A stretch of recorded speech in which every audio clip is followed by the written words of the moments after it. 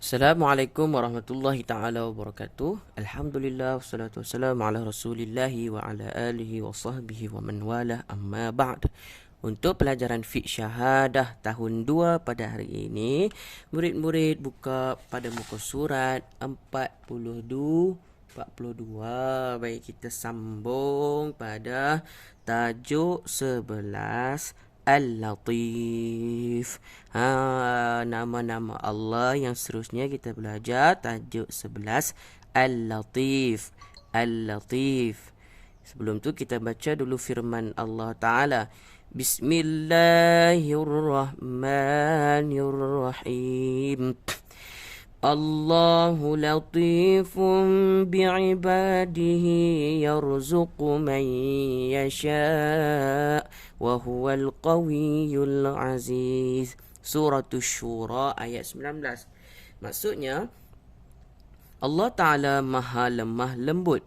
Allah Ta'ala maha lembut takdirnya, melimpah kebaikannya dan belas kasihannya kepada hambanya. Dia memberi rezeki kepada sesiapa yang dikehendakinya. Sesungguhnya dialah maha kuat lagi maha perkasa. Baik, apa maksud Al-Latif? Apa maksud Allah Ta'ala bersifat Al-Latif? Apa maksud dia? Cuba kita tengok kat sini. Allahu latifun. Allah Ta'ala maha lembut. Allah Ta'ala maha lembut. Apa maksud maha lembut tu?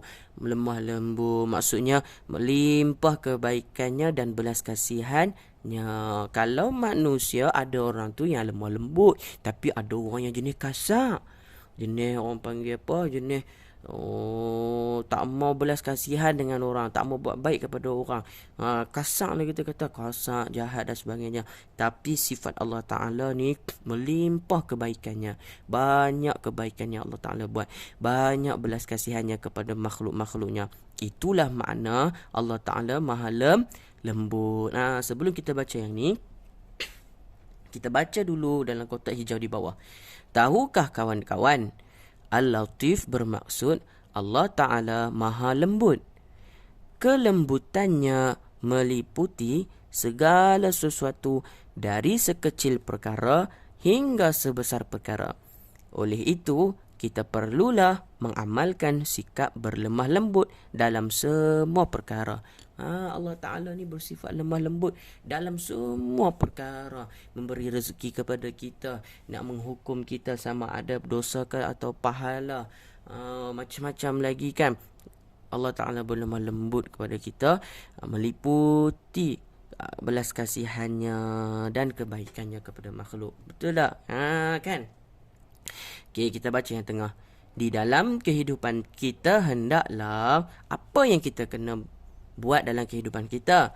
Yang pertama, sentiasa bermanis muka. Itulah salah satu orang yang ada sifat lemah lembut. Sentiasa bermanis muka. Bila tengok kawan-kawan, bila tengok mak ayah, bila tengok cikgu, kenalah bermanis muka. Boleh ke kita buat muka masam je? Muka macam nak cari gaduh je? Tak boleh. Itu bukannya orang yang bersifat lemah lembut. Orang yang bersifat lemah lembut ni bermanis muka.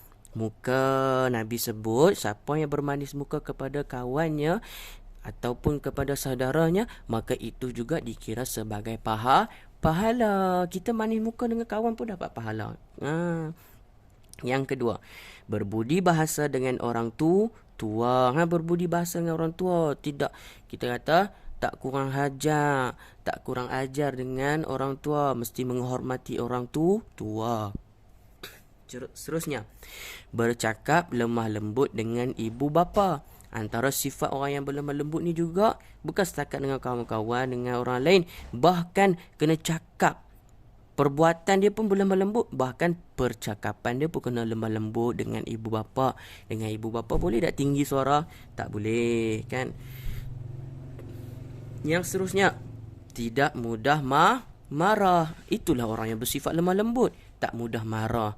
Dengan orang yang marah ni perangai siapa? Perangai syaitan. Sebab tu Nabi kata siapa yang marah kena ambil wuduk.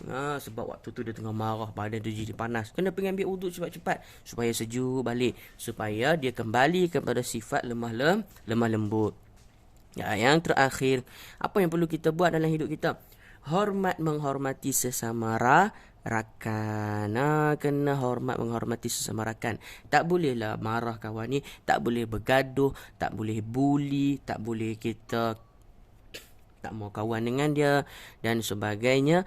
Yang penting kita kena ada sifat menghormati sesama rakan. Itulah ciri-ciri orang yang ada sifat lemah lembut. Okey, baik. Jadi apa yang kita dapat hari ini, Allah Ta'ala itu adalah yang maha, yang paling bersifat dengan lemah lembut dengan kepada semua makhluknya, daripada bayi, daripada budak kecil, orang besar, orang tua, sampailah orang yang dah masuk dalam kubur, tetap Allah Ta'ala ada sifat lemah lembut dia, kan? Baik. Seterusnya kita tengok latihan muka surat 43. Okey, apa latihan muka surat 43 ni?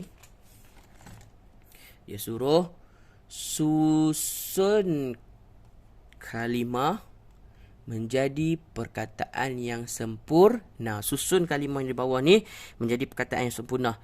Contoh yang pertama ni, bermaksud Allah Maha Lembut, Al-Latif. Perkataan ni tak susun dengan baik. Kamu kena susun dengan elok. Jadi kamu kena tulislah mana yang pertama kat sini. Yang pertama, Al-Latif, bermaksud Allah Maha Lembut. Macam tu. Lagi kamu tulis Al-Latif bermaksud Allah Maha Lembut. Okey, yang kedua, beriman kita wajib Al-Latif sifat dengan. Nanti kamu cari jawapan dia macam mana nak susun supaya menjadi jawapan yang betul. 3, berdakwah Rasulullah lemah lembut cara dengan. 4, memerintahkan Allah bersikap manusia lemah lembut. 5, kita ibu bapa hendaklah dengan lemah lembut. Dan yang terakhir, sesama bersikap kita kasar, janganlah insan. So kamu tulis semula jawapan yang betul di bawah dengan susunan perkataan yang betul supaya menjadi ayat yang sempurna. Wallahu subhanahu wa ta'ala wa alam. Assalamualaikum warahmatullahi ta'ala wabarakatuh.